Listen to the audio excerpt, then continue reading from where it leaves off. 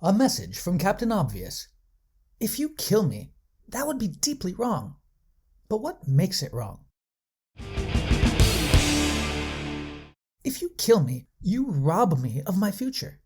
And I have a valuable future. Hiking the Sierra Nevada, training jiu-jitsu, afternoons in the park with my wife and boys. These are deeply meaningful things, and when you take my life, you take that valuable future away from me. That is what makes killing me wrong, at least according to philosopher Don Marquis. It might not be the only thing wrong about killing me, but stripping me of a valuable future is enough, all on its own, to make killing me a serious wrong. Now here's the key move that Marquis makes. Abortion robs the fetus of a valuable future.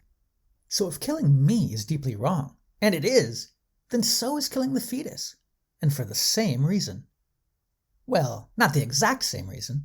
Not every fetus has a future of hiking the Sierra Nevada or training jiu-jitsu, but the fetus does have a future full of experiences, activities, projects, and enjoyments.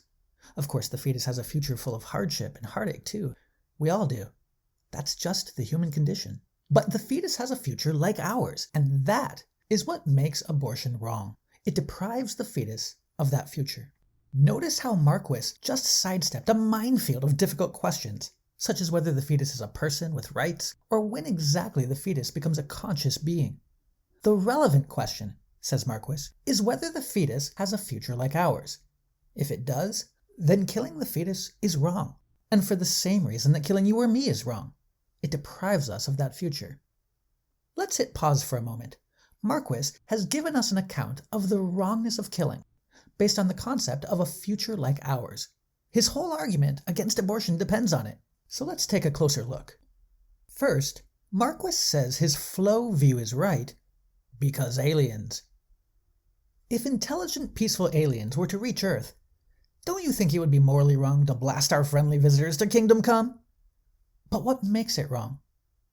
Here's an answer that doesn't work. The sanctity of human life. The aliens aren't human, so there's no violation of sanctity here. A better answer, says Marquis, is that the aliens have a future like ours, or similar enough anyway. They have projects to pursue, activities to engage in, a life of experiences and enjoyments ahead of them. It's wrong to deprive them of that future. Second, Marquis thinks his flow account is right because gorillas. Come on, killing a gorilla is a serious wrong, and not because it's a violation of human rights. Not a human. So again, Marquis thinks he's onto something here. His theory nicely explains what it is that makes the killing wrong of some non-human higher animals. It robs them of a future like ours, or at least enough like ours to see that killing a gorilla is wrong. Third, we all can see that killing a cute little baby is wrong, and the flow account is able to explain why.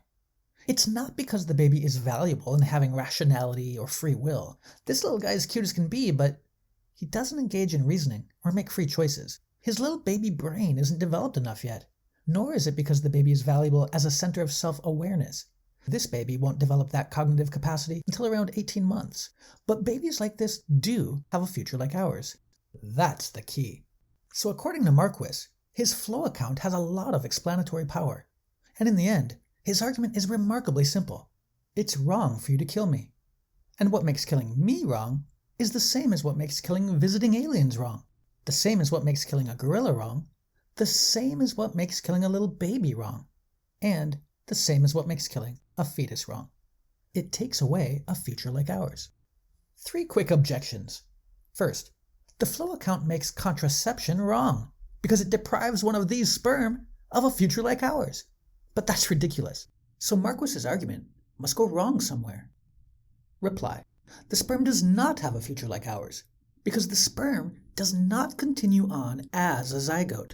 No, the sperm comes to an end at conception. At that moment, a new thing begins. A human organism. That newly formed human organism has a future like ours, but the sperm does not and never did. Second, you and I value our future. That's why it's valuable. But a future cannot be valuable if it's not valued. A fetus does not value its future because it's not capable of valuing. So its future is not valuable to the fetus. Reply? It's not at all clear that one's future is valuable only if one values it. Think of someone in the grips of clinical depression, contemplating suicide. They do not value their future.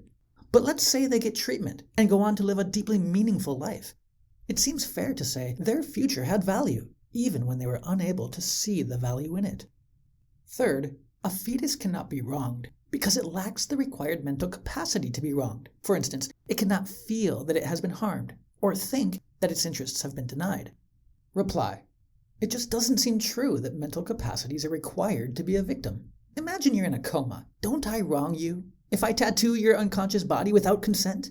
Or on your deathbed, if you ask me with your last breath to give a message to your mother, and I promise to do so, don't I wrong you if I never get around to telling her? So it seems we can wrong somebody, even if they're never consciously aware of it. So there you go. Perhaps the most well-known philosophical argument against abortion. But there's a difference between a professional philosophy journal and the YouTubes. So if you want a more careful understanding of the argument, be sure to make reading the Marquis article a valuable part of your future.